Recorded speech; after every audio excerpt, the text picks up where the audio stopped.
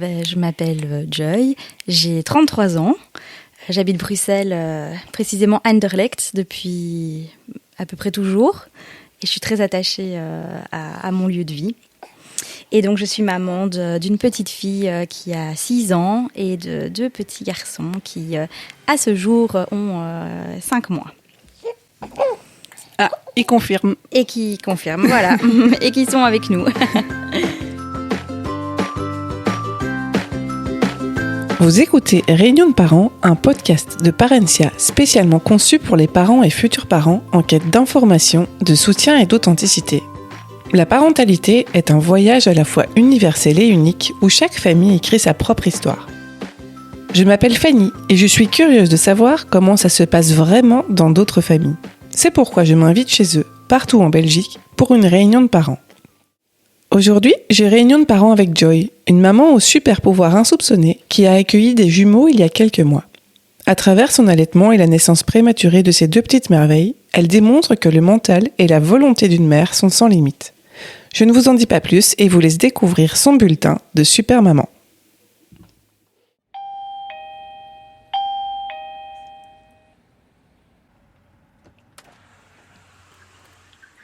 Bonjour, bienvenue chez nous. On est accueillis en comité d'accueil. Un comité, voilà, à 3, toujours à 3. Ils sont adorables. Merci. Mais je vous en prie, venez, faites pas attention. Je te suis. On ne voit rien, on ne voit que tes enfants. Voilà. Pour notre épisode de réunion de parents, j'ai moi aussi fait mon devoir sur les jumeaux. Saviez-vous qu'il y a de plus en plus de naissances de jumeaux ? Cela est principalement dû à l'utilisation croissante des traitements de fertilité, comme la FIV, et au fait que les femmes ont tendance à avoir des enfants plus tard dans leur vie. Par exemple, rien qu'en Belgique, une grossesse sur 80 est gémellaire, et on estime qu'il y a environ 50 millions de jumeaux dans le monde. Dans cet épisode, Joy nous raconte sa grande surprise à l'annonce de sa grossesse gémellaire. Elle partage comment son entourage l'a soutenue et accompagnée, ce qui a rendu cette expérience beaucoup plus douce et gérable. Joy nous parle également des émotions qu'elle a ressenties, de la joie, de la peur, de l'anxiété, mais aussi beaucoup d'excitation, et de l'importance d'avoir des proches bienveillants pour naviguer cette aventure unique. À partir de quel moment est-ce que tu as su que tu avais envie de fonder une famille et d'être maman ? Wow, très tard, parce qu'au début de ma relation avec mon compagnon, moi je voulais pas d'enfant. C'était assez clair, voilà, je trouvais dans ce monde. Je m'imaginais pas avoir d'enfant. Et puis finalement, notre relation évoluant, c'est arrivé en fait comme une évidence que non, en fait, il fallait qu'on construise quelque chose d'éternel ensemble avec Thomas. Et du coup, l'envie d'enfant est apparue assez rapidement au début de notre relation. Maintenant, ça a mis du temps à se faire, pas pour des questions la problématique physique, mais plutôt avoir un job, être posé. Il y a jamais un bon moment, je pense, pour avoir un enfant, très clairement, mais il faut quand même être prêt à l'accueillir et être prêt à accepter ce changement de vie, parce que c'est quand même tout un chamboulement d'avoir un enfant. Donc on a quand même pas mal attendu dans notre relation de rester 6 ans ensemble. On a voyagé, on a fait plein de choses pour profiter un peu de notre jeunesse, si je peux dire ça comme ça. Et puis un jour, sur une plage au Sri Lanka, on a appris le décès de mon arrière-grand-mère qui m'a beaucoup touchée. Et 1 heure plus tard, mon compagnon m'a dit « Écoute, il y a quelqu'un de la famille qui est parti et je pense que c'est un signe qu'il y a quelqu'un de nouveau qui peut arriver dans la famille. » Et il m'a dit « Allons-y, faisons un enfant. » Alors là, il m'a fallu encore 2-3 mois avant de me dire « Ok, c'est bon, j'arrête la pilule et on se lance. » Et puis, quand j'ai arrêté la pilule, je suis tombée enceinte le mois suivant. Et comment tu l'as appris que tu étais enceinte ? Petit test de grossesse en se disant « Ah, chouette, mon premier test de grossesse, je vais une fois tester, voir comment ça fonctionne, cette affaire. » Et c'était positif, directement. Et du coup, donc ça c'était pour Oli ? Ouais, c'était et donc, pour Oli. Du coup, pour les jumeaux ? Ouais, pour les jumeaux, donc il y a quand même là 6 ans d'écart entre les jumeaux et Oli, parce que Oli, ça a été... c'est encore un peu toujours le centre de ma vie depuis qu'elle est là. Donc il a fallu vraiment longtemps avant que je me dise ouais, en fait je veux d'autres enfants. Au fond de moi, je savais que c'était inconcevable pour moi de plus être enceinte voilà, j'avais ce besoin d'avoir une nouvelle grossesse, mais c'était aussi en même temps inconcevable de me dire que j'allais mettre du temps entre parenthèses pour Oli, pour un autre enfant. T'avais peur d'avoir moins de temps pour elle, du coup. Ouais. Et tout le monde me disait, oui, mais tu sais, l'amour, ça se multiplie. Je dis, oui, mais c'est pas l'amour, mais pas le temps, il se multiplie pas. Voilà. Et ça, il m'a fallu vraiment beaucoup de temps pour accepter ça. Et aussi, j'ai allaité Oli super longtemps. Et tant que j'étais là-dedans, j'étais maman et j'étais plus femme. Et il m'a vraiment fallu aussi, j'avais vraiment envie d'avoir encore cette transition de me retrouver un peu moi-même, me retrouver en tant que femme, retrouver mon couple, vraiment, pouvoir aller faire du sport, manger avec les copines, des choses comme ça que j'avais vraiment mis très longtemps entre parenthèses avec Oli. Exister en tant que personne. Ouais, c'est ça, en tant que personne, en tant que femme. Et donc, quand Oli a eu 5 ans, y a de plus en plus de bébés autour de nous, notre couple qui allait mieux. Et du coup, on s'est dit, allez, on y va, un petit deuxième, parce que le temps, il passe aussi et qu'on a toujours voulu être des parents assez jeunes aussi. Et donc, du coup, on s'est dit, allez, là, maintenant, si on veut un deuxième et qu'il n'y ait pas non plus 10 ans d'écart entre les deux, il est temps de s'y remettre. Et donc, un peu même scénario qu'Oli, j'ai arrêté la pilule et le mois d'après, cette fois-ci 2 mois plus tard, j'étais enceinte. Mais de jumeaux cette fois-ci. Ouais. Et on l'a pas su tout de suite. Et du coup, quand tu l'as appris, comment t'as réagi ? Mal. En fait, quand j'ai appris que j'étais enceinte, c'était le bonheur. Ouais, super, c'est de nouveau arrivé super vite et trop bien. On était fin juin. C'était en fait il y a pile 1 an. J'ai appris que j'étais enceinte. Test de grossesse, tout simplement à la maison. Et donc, du coup, on doit prendre rendez-vous chez la gynéco pour une première écho. Tranquille, il n'y a pas de raison que ça n'aille pas. On va prendre un peu le temps. Et donc, on avait finalement rendez-vous que mi-juillet. Et donc, mi-juillet, on arrive chez la gynéco, tout excité. Elle fait l'écho et alors, elle nous dit... oui, chérie, râle pas. Elle nous dit, vous voyez ? Alors moi je trouvais à l'écran c'est vrai, les appareils d'échographie c'est bien maintenant. Non mais vous voyez, je regarde l'écran, je regarde Thomas, alors elle dit 1, 2 et on est là ok 2 et puis je vois le visage de Thomas qui lui s'émerveille en fait. Ouais, lui vraiment il me fait, et il était et moi j'étais là non et puis la gynéco qui regarde quoi pardon c'est une mauvaise nouvelle et puis moi je lui dis je dis non ça c'est pas possible on va pas faire. J'ai vraiment réagi comme ça. C'est le choc aussi quoi, le parce choc. Que on s'y attendait jumeaux, pas du tout. Comme on a 0 jumeaux dans la famille, j'ai même pas été au rendez-vous en me disant peut-être qu'on va nous annoncer qu'il y a des jumeaux. Je pense qu'il y a des gens quand t'as ça dans la famille ou quoi, tu te dis il y a ce risque ou les mamans très stressées. Pour moi non, c'était vraiment pas du tout. On allait voir pour la première fois notre petite boulette et voilà. Les codes datation classiques de début de grossesse. Voilà, quoi. c'est ça. Et ici, grosse claque, quoi. Il y en a 2. Et c'est vrai que moi, j'avais toujours dit à Thomas, non, on fera jamais ça parce que pourquoi on va s'infliger ça, en fait? C'est plus de boulot, c'est plus d'argent, voilà. Mais direct, t'as vu les complications que ça allait engendrer. Ouais. Et la charge mentale, la charge financière, tout. Et puis aussi, ma première grossesse, elle avait été super physiologique. J'étais suivie au cocon à Erasme. J'ai accouché quasi à la maison. Et ici, je savais, jumeaux, boum, ok, grossesse à risque, suivi super différent. Je voulais pas ça, quoi. Je suis vraiment rentrée dans un mood où j'ai dit non. Mais en même temps, là, on avait vu ces 2 petits bouts. On avait déjà on entendait déjà leur petit cœur.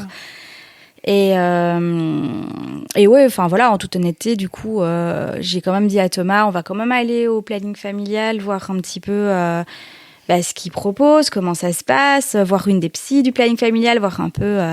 Et en fait, il se fait que j'étais déjà assez avancée dans la grossesse et que donc, du coup, on nous a un peu dit, la seule solution, si vraiment vous voulez arrêter cette grossesse, c'est de faire un curtage, en fait. Et ça, quand ils m'ont dit ça, Enfin, ça m'était inconcevable, en fait. Je me suis dit, mais non, c'est pas possible. Et la gynécologue, je me rappelle, je l'avais appelée le lendemain de cette première écho, de cette annonce, en lui disant, voilà, j'aimerais bien que vous me donniez un contact, où est-ce que je dois aller, planning familial, etc. Et qu'elle m'avait dit, mais Joy, t'es même pas au courant depuis 24 heures, prends le temps de digérer la nouvelle. L'annonce d'une grossesse gémellaire peut être un moment de joie intense, mais aussi un grand choc. Apprendre que vous attendez non pas un, mais 2 bébés peut susciter tout un panel d'émotions, de l'excitation à l'anxiété. Il est naturel et sain de se sentir submergé par une telle annonce. Accordez-vous du temps pour assimiler cette nouvelle réalité. Parlez-en avec votre partenaire, votre famille ou vos amis proches pour exprimer vos émotions et vos inquiétudes. Et puis c'est vrai, les jours passent et j'étais super malade et j'étais super fatiguée. Donc je vivais déjà vraiment cette grossesse et à un moment, je me suis dit en fait non, c'est pas possible. Je sais pas faire ce choix de les laisser partir parce que maintenant ils sont là quoi. Finalement, du coup, le laps de réflexion a été assez petit. Le laps de réflexion a été assez petit. Ça a quand même bien duré 2 semaines, je dirais, parce qu'on a quand même été au planning familial avoir un rendez-vous avec la psy pour qu'elle nous explique un peu. Et en fait, c'est pas si simple non plus d'interrompre une grossesse. On peut pas, c'est pas on sonne quelque part et le lendemain, boum, c'est fini. Il faut prendre un premier rendez-vous où il y a du coup encore une écho, où on revoit nos bébés, on réentend leur petit cœur, voir, ils regardent si tout se passe bien. Et puis, il y a encore 10 jours de réflexion avant d'intervenir. Et donc, en fait, on se retrouvait sur des bébés qui auraient eu 12 semaines avec les délais, parce qu'en fait, au planning familial, t'as pas rendez-vous le lendemain. C'était premier rendez-vous, je crois que c'était dans les 3 semaines. Mais bon, voilà, moi, j'étais déjà à 9 semaines de grossesse, donc voilà, moi j'ai dit, moi c'était pas concevable pour moi je me disais, j'allais pas pouvoir vivre avec le fait de m'être séparée de mes bébés. Après, c'est sain de se poser la question aussi. Tout à fait, et j'ai beaucoup de respect pour les personnes qui arrivent qui en fait arrivent à le faire si elles sentent que c'est trop. Mais moi, c'est vrai qu'en fait, on n'avait pas de bonne raison de pas le faire, à part cette charge qui me faisait peur. On était très bien entourés et alors là, une de mes meilleures amies m'a dit, ouais, mais Joy, est-ce que tu penses pas que tu risques plus de regretter de les laisser partir plutôt que de regretter qu'ils soient là? Elle dit, tu vas jamais regretter qu'ils soient là. Et là, je me suis dit, ah ouais, c'est vrai. Et puis, j'ai dit à Thomas, je dois parler à ma maman, je dois le dire à ma maman. Et donc là, j'en ai parlé à ma maman parce que ça faisait des mois qu'elle me disait, mais enfin, pourquoi vous pensez à un 2e bébé? Vous êtes si bien avec Oli, pourquoi? Et donc, je me suis dit, ouais, comment elle va réagir? Et ma maman, c'est mon pilier, donc j'avais besoin de l'avoir de mon côté. Et son avis est super important pour toi, du coup? Ouais, son avis était super important pour moi. Et puis bon, Thomas, lui, il était partant de toute façon. Lui, il m'a dit, moi, je respecte ton choix. Il dit, je suis partant, mais il dit, moi, j'ai vraiment peur, par contre, que si on les laisse partir, il dit, je sais que ça va être très, très dur pour toi de te relever de ça, tu vas avoir peur si on veut réessayer, etc. Et donc, du coup, bon, je vois ma maman et je lui annonce en pleurs et ma maman qui fond en larmes en disant, mais Joy, c'est merveilleux! Je dis, quoi? Je m'attendais pas du tout à cette réaction-là de sa part. Et elle me dit, mais oui, mais c'est génial et on sera là. Et dès le moment, je pense, où ma maman m'a dit ça, la pression est retombée et je me suis dit, ok, j'ai ma maman, j'ai Thomas depuis le début, ça va aller, on va se lancer. Bon, maintenant, voilà, j'ai dit ça. Après, il m'a fallu encore bien, je pense, 2 mois avant de vraiment prendre ça comme une bonne nouvelle. Je me rappelle les premières personnes que j'ai vues et qui m'ont dit félicitations. Je pleurais quand on me disait félicitations. Mais au-delà de l'effet de surprise, c'est tout le reste qui va être chamboulé aussi. Entre 1 et 2, déjà, c'est un chamboulement, mais de passer de 1 à 3... Ouais, carrément. Aussi, Mon premier stress, et je pense qu'en fait, j'ai beaucoup refoulé là-dessus, ça a été la voiture. Merde, comment on va faire pour mettre 3 sièges auto dans la voiture? Parce que Lily est toujours dans un siège aussi, donc c'est pas possible, ma voiture ça va pas, et c'est une nouvelle voiture, et comment on va faire? Et on n'a pas d'argent pour une nouvelle voiture. Et j'ai un peu focus là-dessus, j'avoue. C'est vrai que ça peut paraître un détail, mais l'organisation familiale, c'est la base aussi, donc c'est vrai qu'il faut penser à tous les volets, quoi, même les plus farfelus. Mais clairement. Et puis je disais à Thomas, et la crèche, comment on va payer 2 enfants à la crèche en même temps? C'est pas possible, c'était déjà compliqué pour une seule. Parce que bon, voilà, financièrement, mine de rien, 2 enfants d'un coup, c'est aussi une claque. Et puis finalement, voilà, comme je dis, on a été super bien entourés et Thomas était très serein. Ça doit aider aussi. Ce qui aide aussi. Et voilà, j'ai eu mon papa sur le coup. J'ai dit, papa, il faut qu'on recherche pour une nouvelle voiture. Et du coup, une fois que ce problème voiture a été mis de côté, tu pouvais accoucher. Non, quand même pas. Par rapport à la réaction de ton entourage, du coup, tu dis que ta maman a super bien réagi. Est-ce que le reste de ton entourage aussi a aussi bien réagi? Tout le monde a réagi un peu choqué, évidemment, hein, en mode wow, d'accord, bon ouais, courage. Non, mais tout le monde était super content. Voilà, personne n'a mal réagi. Maintenant, je pense que ce serait aussi malvenu de devant nous dire. Je pense que peut-être que dans notre dos, il y en a certains qui se sont dit oh là là, mais dans quoi est-ce qu'ils s'embarquent? Mais en même temps, encore au moment où on l'a annoncé, je pense que mon stress s'est montré aussi. On n'a pas annoncé ça en sautant de joie non plus, mais en expliquant voilà, on est super content, on a une bonne nouvelle, mais en même temps, c'est une bonne nouvelle un peu compliquée. Et donc, on a besoin de votre soutien. Et donc, je pense qu'on a bien fait transparaître ça aussi à nos proches. Et ils ont été là et ils nous ont soutenus. Et ça compte beaucoup. Ça compte énormément. Je pense que si on avait été seuls, ça n'aurait pas été aussi fluide.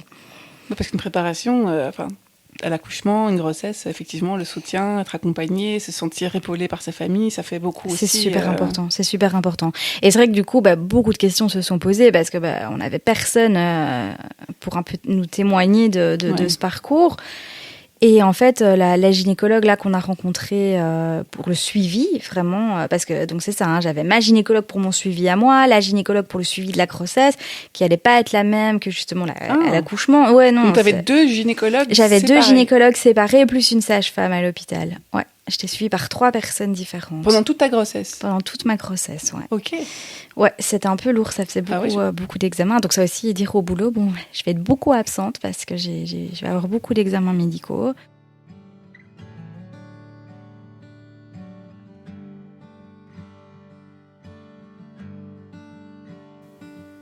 Certaines grossesses sont plus à risque que d'autres, notamment les grossesses précoces ou tardives, les grossesses multiples ou encore celles où il y a une césarienne ou une prématurité précédente. D'autres facteurs de risque incluent des conditions médicales comme la prééclampsie, le diabète gestationnel ou des infections en cours de grossesse telles que la toxoplasmose ou le cytomégalovirus, plus connu sous l'acronyme CMV, une infection moins connue mais potentiellement dangereuse. Ces situations nécessitent un suivi médical renforcé pour assurer la meilleure prise en charge possible de la maman et de son enfant. Soyez rassurés, ça ne signifie pas forcément qu'il y aura des complications, mais il est important de prendre des précautions spécifiques pour minimiser les risques. Dans certains cas, lorsque des complications surviennent, les futures mamans peuvent être hospitalisées dans des unités spécialisées appelées unités MIC pour Mother Intensive Care pour garantir une surveillance et des soins appropriés. Et en fait, les gynécologues qui font les échographies sont pas les mêmes, qui font les échographies morpho, sont pas les mêmes que les gynécologues qui font des suivis de grossesse. Et donc ma gynécologue, en tout cas Erasme c'était comme ça. Ma gynécologue, elle a directement dit les grossesses gémellaires, c'est pas moi qui fais les échographies morphologiques. Et comme à partir de 16 semaines, c'est une écho toutes les 2 semaines. Ah, mais du coup, toutes les 2 semaines, à partir de 16 semaines, ça te fait pas mal d'échographies. Ah ouais, ça fait beaucoup d'échographies. Et en même temps, c'est vrai que par rapport à Oli, où là, justement, on était du coup pas suivi par gynécologue, c'était très, très, très, très, très différent.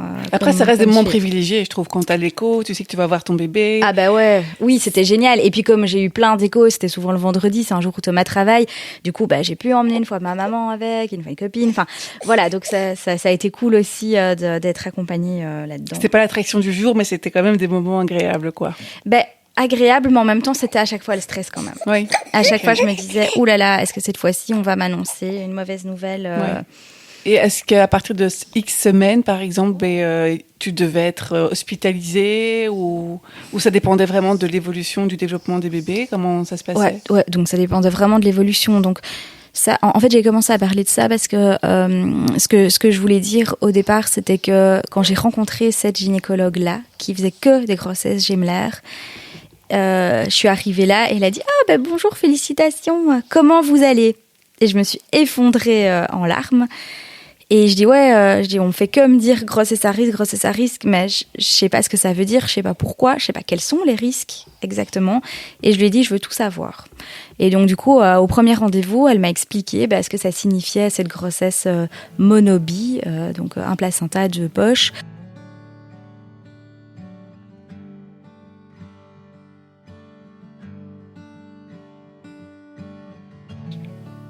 Alors parlons un peu des grossesses monobi, également appelées monochoriales biamniotiques. Dans une grossesse monobi, les jumeaux partagent le même placenta, mais ont chacun leur propre sac amniotique. C'est un type spécifique de grossesse gémellaire qui se produit quand l'œuf fécondé se divise en deux après la formation du placenta, mais avant que les sacs amniotiques ne se forment. Pourquoi est-ce important de le savoir ? Parce que ce type de grossesse comporte des risques particuliers, comme le syndrome transfuseur-transfusé. C'est quand un jumeau reçoit trop de sang et l'autre pas assez. C'est pour ça que les grossesses monochoriales biamniotiques nécessitent une surveillance médicale plus étroite pour s'assurer que les deux bébés restent en bonne santé.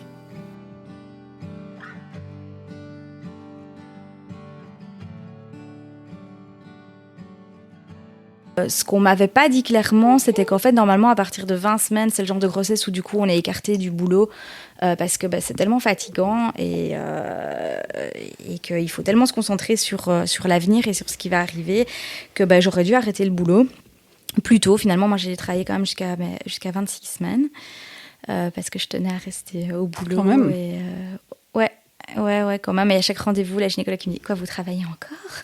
Je dis « Oui, ça va. J'ai un boulot administratif. » Enfin, voilà, pour Oli, j'étais restée travailler jusqu'à la deadline. Donc, pour moi, ça semblait évident de devoir rester travailler. Maintenant, je sentais que quand j'allais au boulot, j'avais des petites contractions, que ça devenait lourd, que j'étais fatiguée, que je savais rien faire d'autre. Le soir, je rentrais, je me mettais dans le fauteuil, je faisais plus rien. Et j'étais qu'à la moitié de ma grossesse, quoi. Enfin, 20 semaines. Et donc, en fait, c'est passé qu'on est parti en vacances et je suis revenue. J'ai travaillé 2-3 jours et je me suis effondrée le deuxième jour. En fait, j'en pouvais plus. J'étais épuisée. Bon, par après, le lendemain, j'ai appris qu'en fait, je me tapais le Covid. Oh. Donc voilà, mon arrêt au travail a été un peu brusque parce que du coup, j'avais fixé une date pour quand même pouvoir terminer tout ce que je faisais et même voilà, donc l'arrêt a été un peu brusque, a été difficile pour moi psychologiquement parce que pour moi aussi arrêter, ça voulait dire ok, là on rentre dans la phase où on va décompter, ils arrivent et il faut préparer et ça me stressait beaucoup et donc du coup. Et justement, comment est-ce qu'on prépare l'arrivée du mot ? En fait, de la même façon que l'arrivée d'un bébé, je dirais qu'un premier bébé, c'est repenser à tout parce que quand c'est un deuxième mais qu'on en a eu qu'un avant, tout le monde dit c'est cool, si on a tout gardé, il suffit de tout reprendre et c'est facile. Non, avec deux, c'est pas comme ça. Il faut tout en double maintenant. Donc il faut repenser, ok, qu'est-ce qu'on va réutiliser, qu'est-ce qu'on va acheter en double, échanger, qu'est-ce qu'on a plus du tout besoin. Enfin, donc plein de questions se sont posées. Et puis on a appris que c'était 2 petits garçons, on a fait une petite fille, donc tout ce que j'ai gardé comme fringues.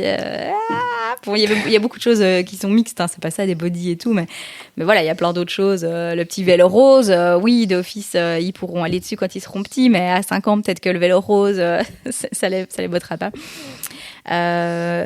Mais bon, voilà, pendant la grossesse en elle-même, je dirais que j'avais un peu dit... En fait, la différence, surtout, je pense, c'est on se dit, on sait pas du tout comment ça va aller avec deux.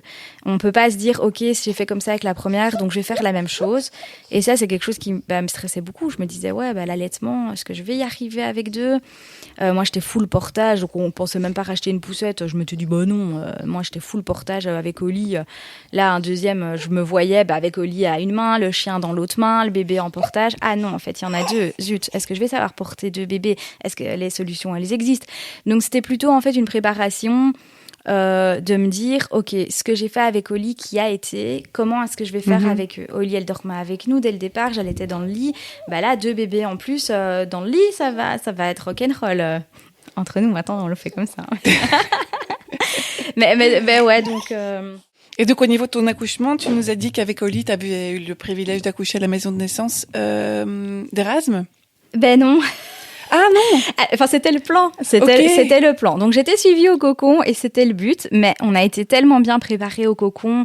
Donc, en gros, le cocon, ils apprennent au couple à pouvoir avoir un accouchement physiologique et avec le moins d'intervention extérieure possible. Donc, nous, pendant la grossesse avec Oli, on avait fait de l'aptonomie et Thomas était très, très, très, très impliqué. Et l'objectif, c'était d'arriver à faire ça à nous deux, au cocon, avec du coup la présence d'une sage-femme pour être assurée, mais de pouvoir s'en sortir nous-mêmes. Et en fait, il se fait que j'ai une très haute tolérance à la douleur que j'avais pas expérimentée avant l'accouchement avec Oli. Et quand je suis arrivée à Erasme et que j'ai dit je suis suivie au cocon, faut appeler le cocon, l'urgentiste a dit oui, attendez, on va d'abord voir où vous en êtes. Et puis on avisera à quel moment on appelle les sages-femmes du cocon, parce qu'évidemment c'était en pleine nuit, il était 3h du matin. Donc, sinon c'est pas drôle. Sinon c'est pas drôle. Et en fait il se fait qu'elle a ouvert, elle a écarté mes jambes, elle a dit en fait la tête est là, vous êtes à 10 cm, donc on n'a pas le temps d'appeler, et de vous passer au cocon. Il y a personne qui va arriver là dans les 5 minutes, donc go salle d'accouchement normale d'Erasme. Donc, tu as su gérer comme ça la douleur, toute seule La fin était rude, je vais pas dire le contraire. Mais oui, on a été super bien préparés. Et je suis super reconnaissante des sages-femmes du cocon de nous avoir donné aussi cette confiance de pouvoir le faire. Être enceinte de jumeaux est une chose, mais comment se préparer à la naissance de 2 enfants en même temps ? Heureusement, il existe plusieurs organismes auxquels vous pouvez vous adresser pour obtenir un soutien supplémentaire. Parentia, par exemple, vous aide en versant une double prime de naissance. Pour bénéficier de cette aide plus que bienvenue, il suffit d'en faire facilement la demande sur parentia.be et d'y joindre un certificat de grossesse à votre demande indiquant que vous attendez des jumeaux. Maintenant, je suis curieuse de découvrir comment l'accouchement de Joy s'est déroulé. Ça a commencé à devenir très très lourd pour moi à 33 semaines, je dirais. Parce que je dépassais physiquement et au niveau du poids des 2 bébés ensemble. Scully pesait à la naissance, elle est née avec 2,5 kg, donc à terme c'était vraiment une petite crevette, donc je savais qu'ici ça allait être des petites crevettes aussi, mais bon, x2. Et vers 33 semaines, ça devenait pour moi vraiment lourd physiquement. J'avais de plus en plus mal dans le bas du ventre, de plus en plus de mal à me déplacer, des fuites urinaires, plus aucun vêtement qui va. Enfin voilà, tous ces petits plaisirs de fin de grossesse qu'on adore, alors que j'étais pas du tout en fin de grossesse. J'étais à 33 semaines environ. Et là, on a quand même commencé à parler. En fait, il faut fixer une date de fin. Il fallait fixer une date de terme. Qui n'était pas à 40 semaines, mais à 37 semaines. Parce que comme il n'y avait qu'un placenta, de ce qu'on m'a expliqué, en tout cas, et de ce que j'en ai compris, c'était que pour les grossesses comme ça, les grossesses gémellaires, avec un seul placenta, au-delà de 37 semaines, ça devient dangereux et pour les bébés et pour la maman, parce que le placenta commence à se dégénérer. Okay.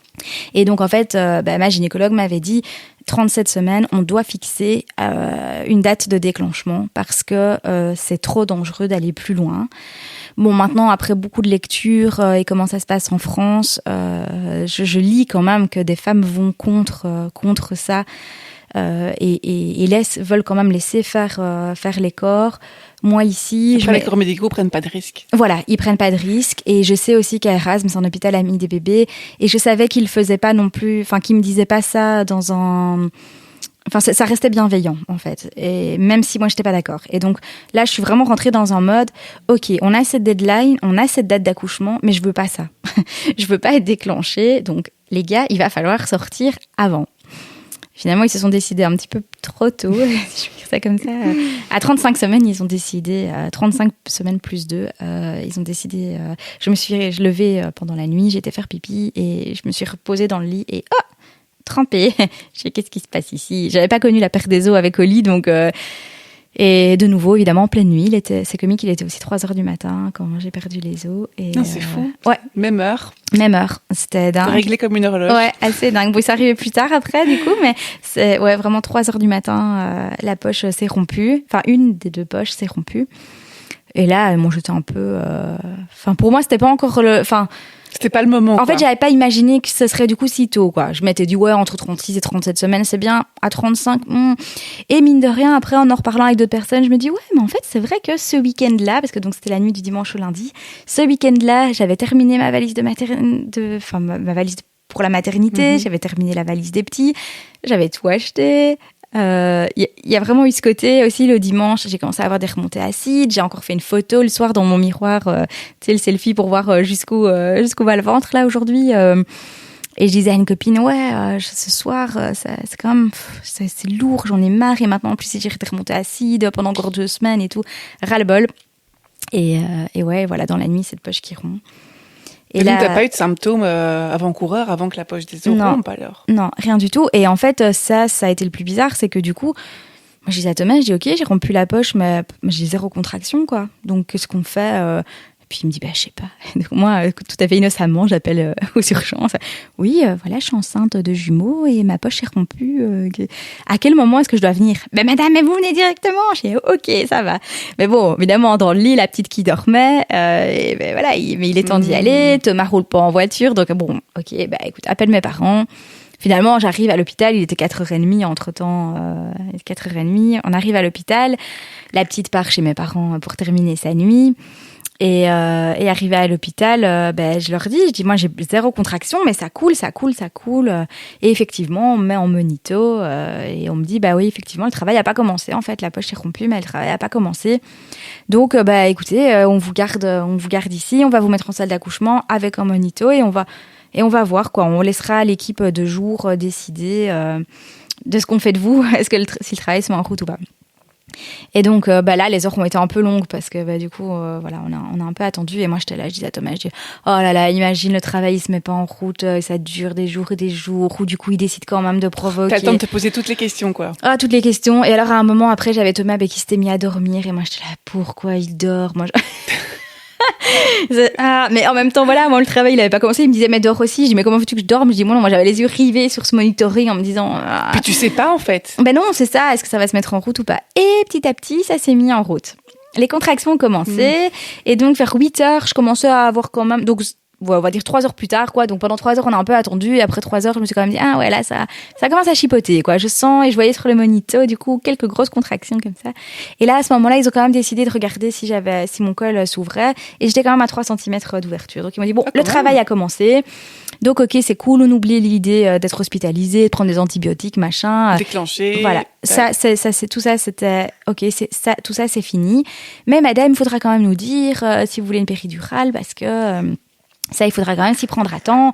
Et moi, non, on va essayer sans péri. Oui, mais madame, oubliez pas quand même, le premier, ça va peut-être aller, mais le deuxième, qui était en siège, positionné en siège, le deuxième, s'il faut aller le chercher, s'il est pas bien mis, on entend le petit ronfler, trop drôle. S'il est pas bien mis, il faudra peut-être aller le chercher. Et là, sans péridurale, vous allez en chier. Enfin, c'est un peu un des seuls trucs pour lesquels j'ai trouvé qu'ils ont pas été super bienveillants, c'est qu'on m'a vraiment poussé à prendre la péridurale, mais parce qu'ils étaient 2. Vraiment, c'est un truc qu'on n'a pas du tout poussé pour Rolly, mais ici, parce qu'ils étaient 2, pour le deuxième, en cas de complication, si ça devait finir en césarienne, c'était plus simple que je sois sous péridurale. Et en fait, j'avais eu un rendez-vous la semaine juste avant avec l'anesthésiste, un rendez-vous qui, pour moi, c'était super mal passé parce que je l'avais pas du tout trouvée ouverte. Enfin, pour elle, c'était « Madame, vous êtes inconsciente, en fait, si vous voulez pas de péridurale ». Et pour moi, c'était, non, j'ai su le faire une fois, il n'y a pas de raison que je ne sache pas le faire une deuxième fois. Et donc, tu connais ton corps aussi. Voilà, exactement. Et donc, ça s'est assez mal passé. Et du coup, je disais à Thomas, je dis, oh là là, j'espère qu'elle ne sera pas là. Et que je ne vais pas devoir le demander.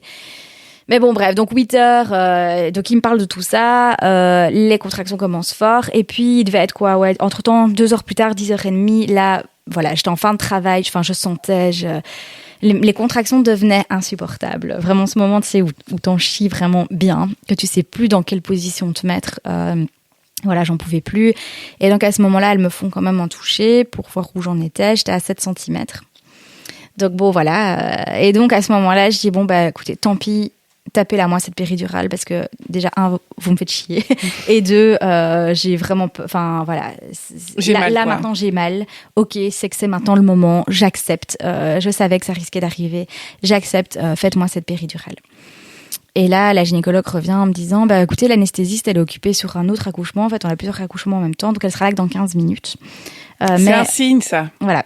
Mais voilà, on peut déjà vous préparer. Asseyez-vous. Et donc, moi, le temps de me lever de ce ballon, de me lever pour aller jusqu'à la table. Et puis là, je fais, Oh, c'est ce moment où tu sens que tu l'as poussé à fond. Et la gynécologue qui me regarde, mais vous êtes quand même pas en train de pousser. Je dis, si, ça y est, je pousse. Et elle a dit, mais non, vous êtes cassette, vous pouvez pas déjà pousser. On n'a pas mis la péri, rien du tout. Et je dis, non, mais là, c'est pas possible. Je savais plus dans quelle position me mettre. Et là, du coup. Puis tu le sens quand tu dois pousser. Ouais, en fait, c'est ça. Et du coup, je dis à Thomas, je dis, non, mais il est là, je dois. C'est animal. Voilà, quoi. c'est animal. C'est vraiment animal. Et puis, du coup, elle dit, mais attendez, on va voir où vous en êtes. Encore un toucher. Et ça... Ok, le col a lâché, c'est vrai, la tête est là, vous êtes en train de pousser, vous êtes en train d'accoucher, c'est trop tard pour la péri. Ok, bon ben voilà, on l'accepte. Hein. Donc là, c'est un peu le stress. Là, du coup, tout à coup, il y a 10 personnes dans la chambre parce que... c'est des jumeaux. C'est des jumeaux, donc 2 gynécologues. En fait, pour des jumeaux, du coup, il y a 2 équipes complètes. Ah ouais. Ouais, comme si c'était 2 accouchements, en fait. C'est ça, exactement. C'est vraiment ça. Il y a une équipe pour un bébé, une équipe pour l'autre bébé. Et donc, du coup, je pousse. Et puis, elle me dit, mais prenez-le.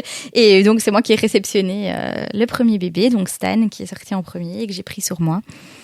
Et qui allait très bien. Voilà, ça s'est bien passé. Et donc, en fait, dans tout ça, dans les poussées, à un moment, il y a une bonne femme qui a débarqué dans la chambre. Et c'était cette anesthésiste que je voulais pas voir. Et donc, du coup, là, je l'ai regardée et j'ai fait... Oh non. Et Thomas m'a dit, là, à ce moment-là, il dit, j'ai vu ton regard. Il dit, j'ai compris que c'était elle. T'as rien eu besoin de dire. Il dit, j'ai compris que c'était elle. Et en fait, il a foutu dehors. Et il y a eu un petit moment de blanc comme ça dans la salle d'accouchement parce que tout le monde s'est un peu demandé, oui, mais enfin, qu'est-ce qui se passe? Qu'est-ce qui s'est passé? Et moi, j'étais là, ouais, non, attends. Il y avait plein d'anesthésistes et je dois me retaper celle qui m'a un peu...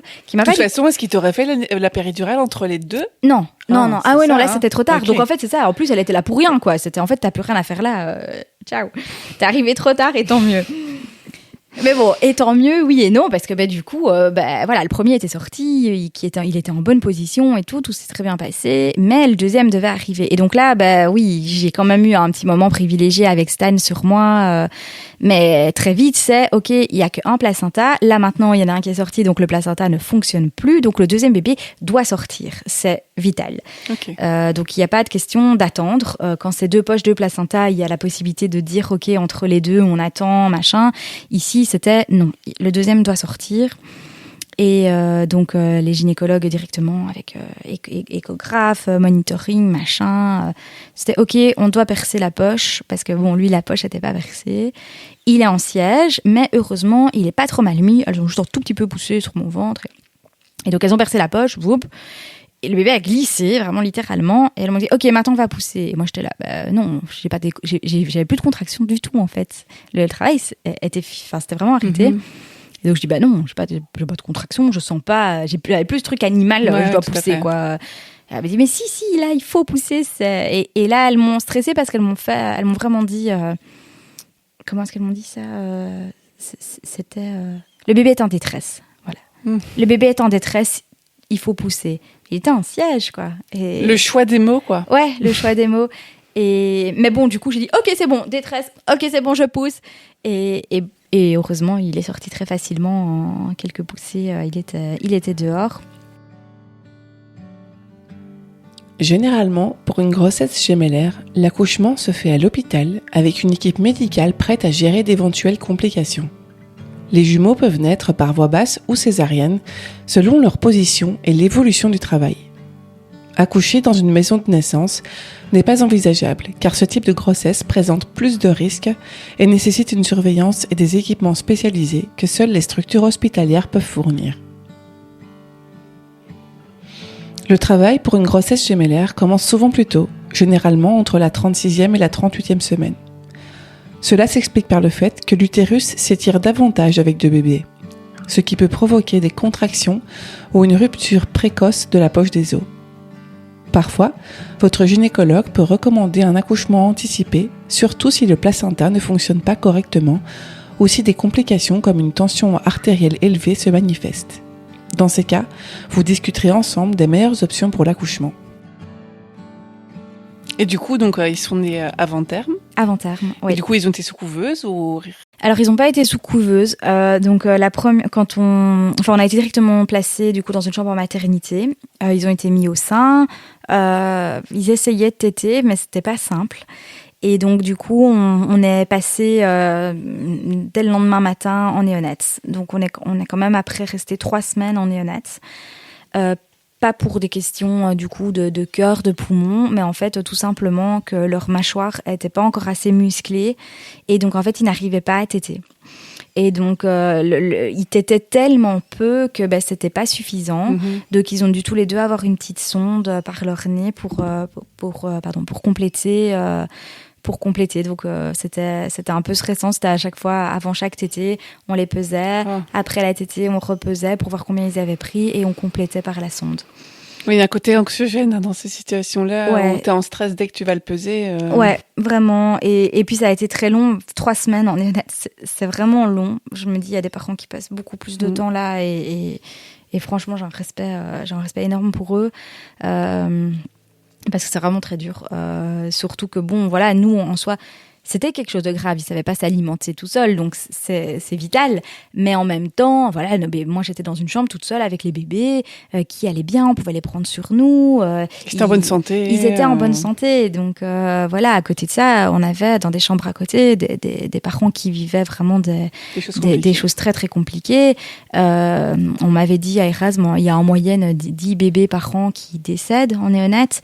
Sur les 3 semaines où on a été là, il y a eu 2 décès. Et moi qui suis quelqu'un de un peu hypersensible et avec une empathie un peu extrême, ça a été très très très compliqué à gérer parce que j'avais déjà le stress de mes bébés, mais en plus du coup quand en pleine nuit tu sors faire un café à la machine à café et que tu retrouves des parents en pleurs dans la chambre à côté qui hurlent parce que leur bébé est en train de partir, c'était vraiment vraiment pas drôle. Et surtout que en fait on savait pas quand allait être la fin. Les premiers jours où on est là, on se dit, OK, on va être là quelques jours. Et parce qu'on nous dit, ouais, vous allez voir, avec la sonde, le déclic peut se faire très vite. Donc, on pouvait être là pour 48 heures, comme on pouvait être là pour 2 mois, quoi. Et donc, être là sans échéance, c'était vraiment compliqué. Et sans ma fille, dont j'avais jamais été séparée plus de 2 jours. Et ça, c'était... Et du coup, elle pouvait venir te voir à l'hôpital? Elle pouvait venir me voir de 16 à 20. Et donc, les premiers jours, elle venait tous les jours. Mais petit à petit, ça n'allait plus. Enfin, la première semaine, c'était comique. Elle dormait à gauche, à droite. Ah, c'est chouette, on va voir maman à l'hôpital avec les petits frères. Mais à partir de la 2e semaine, les journées devenaient longues. Elle allait à l'école. Et donc, après l'école, c'était être récupérée par quelqu'un. Pas pouvoir venir me voir directement parce que c'était qu'à partir de 16h. Donc, attendre. Puis, OK, à l'hôpital avec maman. Avec à chaque fois, du coup, d'autres personnes qui voulaient venir voir les bébés. Et donc, peu d'attention pour elle. Et puis, elle devait partir avec son papa en métro. Il fallait encore promener le chien. Papa devait faire à manger. Il était tard. Donc, c'était une période compliquée. C'était une période compliquée. Pas forcément les retrouvailles que tu avais imaginées non plus non, avec ta fille. Non. Et sans pouvoir lui dire, voilà, maman va bientôt rentrer. Et elle qui dormait collée à moi, c'est moi qui allais la déposer à l'école tous les matins jusqu'à la fin de ma grossesse. Là, ça s'est retrouvé, du jour au lendemain, maman, elle est plus là pendant 3 semaines pour s'occuper d'autres bébés, quoi. C'est un peu comme si la vie était sur pause pendant ce temps-là, quoi. Ouais, c'est ça. Oui, ouais. Et donc, du coup, mais bon, heureusement, Thomas a géré à fond et bon, on est très bien entourés, donc forcément, il y avait les grands-mères, enfin tous les grands-parents et les amis. Oui, mais pas de problème, elle peut venir dormir chez nous. Et en fait, la première semaine, comme je dis, elle a trouvé ça très drôle de dormir tous les soirs chez quelqu'un d'autre. Et à un moment, elle a dit non, moi, je veux être avec papa. Je veux être avec papa à la maison. Elle avait besoin de retrouver en fait ses repères. Et donc du coup, voilà, elle a continué avec papa. Ils avaient pris leurs petites habitudes à eux deux aussi. Et du coup, après 3 semaines, ils ont eu le déclic? Eh ben écoute, donc le but c'était qu'ils arrivent à téter pendant minimum 24 heures sans sonde et sans perdre de poids. Ça c'était l'objectif. Et donc en fait à un moment ils ont eux-mêmes enlevé la sonde de leur nez. Ils ont arraché. Stan a arraché sa sonde. Et donc les infirmières m'ont dit ok écoute on va essayer. Le lendemain matin est-ce que Cole arrache pas sa sonde aussi quoi. Donc vraiment ils ont enchaîné. Et ils se sont mis tous les deux à téter super bien. C'était incroyable. Et c'est fou. Ouais. Et puis le matin, là, le pédiatre a dit « Ok, c'est bon, voilà, on verra demain matin ce qu'il en est. S'ils n'ont pas perdu de poids, eh ben, vous pouvez rentrer. Moi, je te la mets. Trop gay. Ouais, trop gay, mais en même temps, le stress, parce que bon, quand pendant 3 semaines, on est comme ça sous contrôle non-stop, et que là, on dit, non, ok, maintenant, vous les pesez plus, là, pendant 24 heures, on les pèse juste demain matin. Et t'es là, ouais, mais non, mais est-ce qu'ils ont assez mangé ou pas? Enfin, ça crée des petits traumas comme ça. Ouais, quand même. Et tu te dis, mais est-ce qu'ils sont sûrs? Est-ce que c'est une bonne idée? Est-ce que c'est possible? Et donc, 24 heures un peu stressantes. Et puis, le lendemain matin, ils les pèsent. Ils avaient perdu, une histoire de 5 grammes. Mais ils n'avaient pas pris. Et on m'avait dit, voilà, il faut qu'ils prennent ou qu'ils perdent pas. Ils avaient perdu. Et puis, finalement, la pédiatre qui arrive et qui me dit... En plus, j'étais toute seule. Thomas n'était pas encore arrivé à l'hôpital. J'étais toute seule. Et la pédiatre qui vient me voir et qui dit, écoutez, on va vous laisser sortir. Mais vraiment comme ça, on va vous laisser sortir. Et moi, je dis, mais... Ils ont perdu du poids. Et... Oui, mais bon, on voit, vous gérez, on a confiance en vous. Ça sert à rien que vous restez ici, juste pour qu'on surveille, en fait. Parce qu'au final, c'est vrai, je tenais une place. On avait déjà d'ailleurs demandé si je voulais pas être transférée ailleurs pour libérer une place à Erasme, qui est quand même un grand centre néonat. Mais bon, que justement, on avait aussi choisi parce qu'on savait que là-bas, ils étaient super. Et donc, du coup, elle dit, voilà, on rentre. Ok, ça va, j'appelle Thomas, on peut rentrer. Et en fait, ce jour-là, Oli était en vadrouille avec de la famille. Et on lui a pas dit. Et donc, c'était vraiment pour que je puisse rentrer à mon aise. Donc, ma maman est venue avec Thomas. Ils sont venus nous chercher. On a dû enlever tout de la chambre parce que forcément, je vivais un peu là. Moi, j'étais plus considérée comme hospitalisée. C'était les bébés qui étaient hospitalisés. Donc, je recevais pas à manger, rien du tout. Donc, forcément, entre-temps, moi, j'avais j'avais tout mon garde-manger, là, le frigo qui était plein. Donc, ça a été un petit déménagement de rentrer à la maison. Et oui, on attendait Oli. Et c'était vraiment pour lui faire la surprise que le soir, quand elle rentre, que tu sois là avec les enfants. Que je sois là avec les bébés. Et ça a été un moment magique. On a eu enfin ce moment, cette belle rencontre, parce qu'on l'a eu à l'hôpital. Elle est venue nous voir forcément le premier jour où j'avais accouché. Mais c'est pas la même chose. C'était pas la même chose. Il y avait pas t'es chez toi, elle est chez elle. Voilà, c'est ça. Et elle s'y attendait pas du tout. Et vraiment, elle revenait et on a filmé. Enfin, j'avais filmé. Je filmais depuis ma place là dans le fauteuil. J'ai filmé son arrivée et c'était magique. Et elle était trop heureuse et c'était chouette. C'était un beau moment, ouais. Et puis, s'en est suivi beaucoup de stress encore quand même, parce que du coup, j'étais à la maison avec 2 bébés de 2 kilos, 2 kilos 100, je pense. Et là, du coup, tu as aussi eu un suivi rapproché avec les sages-femmes qui sont venues plus souvent à la maison ou pas spécialement? Pas plus souvent que pour un bébé. Non, la sage-femme. Mais genre, elle venait déjà le lendemain de ton retour? Ouais, ça oui. Ouais. Ils sont Après, je pense que quand les sages-femmes voient que tu gères... Oui. Oui, mais du coup elle est venue le lendemain et puis 2 jours plus tard et là c'est ça, leur poids stagnait un peu quoi, donc là ça a été un peu le stress en mode ok, leur poids stagne, maintenant il faut qu'ils prennent, c'est peut-être mieux de donner quand même un complément. Et moi j'étais là, non, moi je veux mon allaitement. C'était vraiment, je campais, non, moi je veux les allaiter. Mais bon, alors elle disait, mais oui, mais on complémente avec ton lait, parce que moi je tirais, du coup j'ai la moitié de mon congèle qui est rempli de lait, je tirais mon lait mais elle me disait, oui, en plus, il faut donner ton lait, mais il faut en donner plus que ce qu'eux prennent, parce que c'est normal, ils sont fatigués. Et le retour à la maison, pour eux, c'est très, très énergivore, parce que c'est un changement d'environnement. Il y a la petite, il y a plus de bruit, plus de stress des parents, donc c'est très énergivore pour des petits bébés comme ça. Et donc, du coup, c'était normal, en fait, qu'ils prenaient pas énormément de poids. Et du coup, tu donnais la cuillère en plus? C'est ça a été très stressant parce qu'on n'arrivait pas en fait à leur donner ce lait. Le seul truc qu'ils voulaient bien prendre, c'était le biberon, et moi j'étais là, non, pas biberon, parce que je veux pas du coup qu'après ils veuillent plus le sein.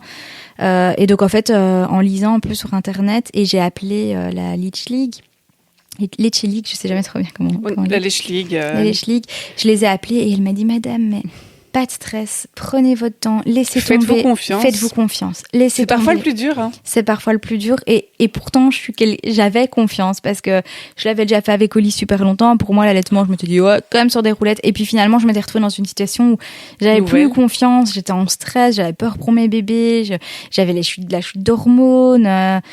La famille qui insistait pour venir les voir, parce que vous êtes enfin rentrés à la maison, on peut venir vous voir. Non, en fait, parce que je suis encore plus en stress ici qu'à l'hôpital. C'est pas tranquille. Ouais.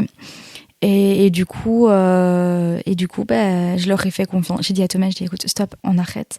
Mais d'un côté, on avait l'impression qu'il s'affamait quand même, parce qu'il pleurait beaucoup. Et donc, du coup, j'étais là. Et Thomas, il me disait, mais t'es sûr, c'est pas mieux de leur donner un biberon, comme ça, ils ont quand même mangé et tout. Et j'étais là, mais je sens qu'ils tètent, donc ça va. Enfin. Et puis finalement, voilà, ça a duré une semaine, un peu de stress comme ça. Et on a eu un rendez-vous pédiatre où ils avaient pris tous les deux du poids. Et super pédiatre qui a vraiment dit mais c'est génial madame, mais continuez à allaiter, laissez tomber les compléments, enfin qui a vraiment été très rassurante et c'est rare de trouver des pédiatres comme ça de nos jours et donc rendez-vous très rassurant et après ça t'as enfin pu lâcher prise quoi. Ouais, c'est bon là, c'est bon, ils vont bien, il n'y a pas le risque qu'on retourne à l'hôpital et profitons, voilà, c'est ça. Et du coup, est-ce qu'il a fallu du temps avant que chacun trouve son nouvel équilibre? Chacun trouve sa nouvelle place, parce que c'est quand même une tribu qui passe de 3 à 5. Ouais, ça a été très dur avec Oli, vraiment très très dur. Je dirais quand même les 2 premiers mois, 1 mois et demi, 2 mois. Parce que bon, ça passe de elle, on faisait tout autour d'elle. Elle connaissait pas le terme non. Et c'était voilà, elle se levait, elle voulait faire ça. Ok, c'est bon, on fait ça. Ah maman, je peux avoir ça? Ouais, vas-y, tu peux avoir ça. Et ça transformait en ça. Ah ben non, maman, là, elle est bloquée avec les petits en train d'allaiter, donc non, faut faire autre chose. Et, voilà. Donc elle nous a bien testé pendant 1 mois et demi, 2 mois. Ça a été un peu rude, mais on a beaucoup communiqué avec elle. On lui a bien expliqué.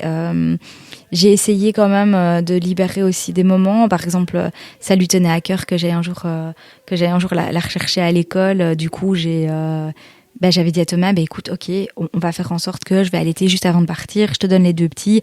Je vais la chercher à l'école toute seule. Et le plus comique là-dedans, c'est que pourtant, quand je suis rentrée, quand je suis arrivée à l'école, elle dit les petits frères, ils sont pas avec. Donc voilà, donc elle les a très vite intégrés, elle a très vite été très très fière de ses petits frères et voilà, et ouais, je dirais quand même 1 mois et demi, 2 mois une fois qu'on était à la maison pour vraiment qu'elle réalise, ok, là j'ai des petits frères, je suis la grande sœur, maman elle a moins de temps pour moi, papa aussi, mais c'est ok et voilà, et on essaie de continuer à faire. Là par exemple, ce week-end il y avait son spectacle de danse, on a été à 4 à voir son spectacle de danse. Voilà. J'aurais pu dire, non, je reste à la maison, ils sont trop petits, mais non, on a cherché. On veut lui montrer que t'es encore là pour elle aussi. Voilà, c'est ça. Voilà, exactement. Pour son anniversaire, on a pris les petits au porte-bébé, on lui a fait toute une journée d'anniversaire. Voilà, justement, est-ce que tu arrives encore à trouver juste du temps pour chaque enfant individuellement? Donc maintenant c'est le moment Oli, maintenant c'est le moment Stan, maintenant c'est le moment Cole. Je dirais pas au quotidien. Au quotidien, c'est plutôt ok, vous êtes là tous les 3, ouais. Donc vous êtes là tous les 3 et c'est comme ça. Mais par contre, oui, quand elle demande, quand elle demande ou que je sens qu'elle a besoin ou que moi j'ai besoin, parce que mine de rien. Moi, elle me manque à mort. Je crois qu'en fait, de tout ce qui se passe dans ma maternité là avec des jumeaux, c'est le plus dur. C'est vraiment en fait, ce qui me faisait le plus peur, ce manque de temps avec elle, c'est effectivement ce qui est pour moi est le plus dur à vivre, quoi. Et donc parfois, je m'autorise. Avec toujours ce stress de ok, bon allez, là je suis partie, Thomas a pris les petits au porte-bébé, c'est bon, j'ai 2h30, je vais vite courir avec elle au shopping et du coup j'essaye de pas lui faire vivre le stress que moi je vis, de me dire ok, là je dois absolument me dépêcher parce qu'il va falloir que je revienne, mais j'essaye quand même de passer un moment avec elle quand elle me le demande. Ouais. Et pareil que ces moments ne doivent pas être forcément longs, mais même des moments courts de manière régulière, c'est super important pour eux. Ouais, tout à fait, c'est ça. Aussi, parfois le soir, je dis à Thomas, garde les petits, c'est 10 minutes, comme ça je vais lire l'histoire, je vais lui mettre un peu de vernis sur les ongles, comme elle, de temps en temps elle aime bien ça, je vais brosser ses cheveux, enfin voilà, des petites choses comme ça. Il faut garder ça. Puis tu sais que c'est temporaire, enfin, pas les bébés, voilà, mais exactement. l'âge où ils sont tout petits, où tu dois vraiment être près d'eux. Mais tout à fait. Et c'est ce que je lui dis aussi, c'est ce que je lui répète. Je dis, tu sais, Oli, toi, t'étais toute seule et t'étais tout le temps sur maman. Donc tes frères, ils ont aussi le droit d'avoir ça quand ils sont tout petits, d'avoir l'attention de maman beaucoup. Toi, t'en as un petit peu moins besoin maintenant parce que t'as l'attention de plein d'autres gens. En plus, du coup, que eux ne savent pas avoir. Donc, on lui explique vraiment ça. On lui dit, c'est pas parce que là, maman, elle a pas le temps qu'elle est plus là. Je t'aime toujours de tout mon cœur, mais tes petits frères, ils ont droit à ce temps aussi. et on retrouvera des moments. Et par exemple, là, le spectacle, je lui ai bien expliqué. Je lui ai dit, ouais, je sais, c'est embêtant parce que avec tes petits frères, on va peut-être pas pouvoir regarder tout le spectacle parce que s'ils pleurent pendant le spectacle, mais promis, au moins ta chanson, on sera là, maman et papa seront dans la salle avec tes petits frères, on se retrouve après ton spectacle. Donc je lui explique ça, c'est comme ça cette année, mais l'année prochaine, tes petits frères, ils seront plus grands, ils seront restés avec quelqu'un d'autre. Donc l'année prochaine, tes petits frères, ils seront chez quelqu'un et on sera, papa et maman, là tous les deux pour ton spectacle en entier. Donc voilà, je lui fais parfois un peu des petites comparaisons comme ça avec ce qui se passera plus tard, même si voilà, on sait pas de quoi demain est fait, mais en lui expliquant, pour l'instant c'est comme ça parce que tes petits frères, ils sont tout petits, ils ont besoin de manger régulièrement, ils ont besoin de beaucoup dormir, ils savent pas encore le faire sans l'accompagnement de papa et maman, donc voilà, c'est un peu moins de temps pour toi, mais ça reviendra. Et c'est aussi un âge auquel la notion du temps est complexe. C'est complexe, mais franchement, on est très content en même temps d'avoir comme ça des jumeaux alors qu'elle a déjà 6 ans. Parce qu'on se dit, si on avait fait ça quand elle avait 3 ans, ça aurait été différent. Ça aurait été différent et franchement, je sais pas comment ils font les gens qui ont des enfants et d'autant plus des jumeaux d'âge très rapproché. Waouh, ça doit être... Mais justement, quel conseil tu donnerais à des parents qui s'apprêtent à accueillir des jumeaux ? C'est dur comme question. De se faire confiance, de s'écouter et ce que je me dis tous les jours, c'est de se dire, voilà, tout passe. Donc d'un côté, se rassurer, tout passe. Donc c'est ok, ça va passer dans quelques semaines, dans quelques mois, ce sera plus là. Et en même temps, tout passe, donc profitez-en aussi. Parce que là, mes minuscules bébés, c'est plus des minuscules bébés déjà. Et ça va super vite. Et que donc, ouais, ok, j'ai pas eu le temps de faire les 3 machines que j'avais envie de faire. Thomas Yoli rentre du boulot et de l'école et le repas, il est pas fait. On doit commander le 2e Burger King de la semaine. Tant pis, c'est ok, c'est comme ça. Parce que là, les petits avaient besoin de moi aujourd'hui. Et qu'à un moment, en fait, on sait pas faire... On ne sait pas faire autrement, donc il faut prendre la vie comme elle vient, faire les choses comme elles viennent. Et donc ouais, vraiment mon conseil, ce serait écoutez-vous, écoutez vos bébés et faites du mieux que vous pouvez parce que de toute façon vous faites du mieux. Enfin, tout le monde fait du mieux qu'on peut en tant que parent, on fait du mieux qu'on peut et surtout un conseil qu'on m'avait donné et que j'approuve à 100%, refusez pas d'aide, quoi. Jamais refuser de l'aide. Par exemple, déposer la petite le matin à l'école, c'est tout un truc où je me disais, ouais, mais bon, allez, c'est bête de faire bouger quelqu'un pour déposer la petite à l'école. Je pourrais prendre les petits. Mais non, en fait. C'est ok de dire, oui, tous les matins, il y a quelqu'un qui vient chercher la petite à l'école. Et c'est vrai que quand moi j'allais la déposer, je voyais des mamans qui arrivaient avec leur bébé d'1 semaine à l'école. Et je me disais, c'est vrai, trop cool. Qui ne l'a pas fait? Voilà, c'est vrai, c'est trop cool. On voit ces bébés tous les jours. Mais voilà, moi j'ai, entre guillemets, on va dire ce luxe que mes parents habitent à 5 minutes. Ils savent prendre la petite le matin, aller la déposer à l'école. Ça m'évite, avec les petits, de devoir emballer tout le monde juste pour faire un aller-retour en voiture pour la déposer. C'est ok, voilà, j'ai accepté l'aide et au moins... apprendre à déléguer parfois, quoi. Apprendre à accepter de déléguer. Surtout. Accepter de déléguer. Aussi, un méga conseil que je peux donner, c'est faites-vous livrer les courses à la maison. Arrêtez d'aller faire vos courses. C'est con, mais c'est peut-être pas très écologique. Mais voilà, il y a des choses comme ça qu'il faut mettre un peu entre parenthèses, en tout cas en début, comme ça, avec 2 nouveau-nés à la maison. Juste pas le temps, quoi. Juste pas le temps. Le gain de temps que c'est de faire livrer les courses à la maison, c'est incroyable, quoi. Tant pis, vous savez pas faire à manger tous les jours. Sur votre liste de naissance, nous on avait mis des bons cadeaux Uber. Et voilà, c'est ok, c'est des bons cadeaux Uber. Et tant qu'on parle de corvée, donc tout ce qui est un peu administration familiale, ouais. Est-ce qu'il y a des démarches particulières à faire quand tu as des jumeaux, d'un point de vue, prime de naissance Ouais. C'est un peu la même chose qu'avec un premier enfant, en fait. Donc il faut faire toutes ces démarches, toutes ces demandes. Je dirais la première priorité, c'est la crèche, hein, clairement, s'il faut de la place pour 2 enfants. Et alors être très attentif au niveau mutualité parce que comme souvent du coup, et ça c'est plus je dirais au moment où les bébés sont là, comme souvent les rendez-vous médicaux ont lieu en même temps et que du coup c'est un même remboursement. Moi j'ai quasi systématiquement à chaque rendez-vous médical où en fait je reçois un remboursement et pas le deuxième parce que comme c'est le même montant. N'est-il pas que c'est pour des jumeaux? Ben non, en fait. Enfin, c'est souvent des programmes automatiques et qui du coup bloquent le deuxième virement parce que c'est exactement le même montant que le premier. Donc, je pense que le programme se dit, aïe, là, c'est peut-être bizarre qu'elle reçoit exactement le même virement le même jour pour la même chose. Et donc parfois je dois rappeler en disant ouais mais c'est des jumeaux donc regardez c'est pas pour le même enfant et c'est donc voilà être attentif à ça être attentif à ça. Moi je pense il faut pas hésiter à bien noter aussi les choses. Alors je dis pas il faut pas être contrôle fric. Voilà, nous le poids très vite on a lâché prise. Il faut pas continuer là-dedans. Pareil les tétés. Nous, on est des parents très, voilà, on va pas chez le pédiatre tous les mois pour s'assurer qu'ils suivent leur courbe et combien de percentiles. D'ailleurs, j'ai toujours pas compris ce que c'était ce truc de percentiles. Vraiment. Donc vraiment, tant que les bébés, ils ont l'air bien, ils sont en bonne santé, ils vont bien. Tête, Voilà, exactement. Mais bien noté, nous, par exemple, un truc que je note, c'est quand ils font caca, parce que à un moment, ils ont dû prendre un petit médicament qui a fait que pendant plusieurs jours, ils ont pas fait, et donc du coup, j'étais un peu en stress en me disant là, ça commence quand même un petit peu à durer. Et c'est vrai que du coup, quand on va chez le pédiatre, première chose qu'il demande, c'est ça va, il a bien été à selle, et tu sais pas dire c'était quoi, est-ce que c'était il y a 2 jours, il y a 3 jours, et lequel des deux? Parce que c'est ça, quand il y a deux, pareil, s'il faut donner un petit médicament ou quoi, qu'on donne à l'un et pas l'autre, ça c'est bien de le noter. Et il y a maintenant des applications dans lesquelles on sait tout noter, mais ça sert à rien de tout. Enfin, voilà, à mon sens, ça sert à rien de tout noter non plus. Quand on a des jumeaux, est-ce qu'on capte vite la différence entre l'un et l'autre? Stan et Cole, ouais, en tant que parent, oui, quand même. En tant que parent, oui. Je dois dire que c'est de plus en plus difficile. Bizarrement, là, plus ils grandissent, plus ils se ressemblent. C'était plus facile quand ils étaient tout bébés.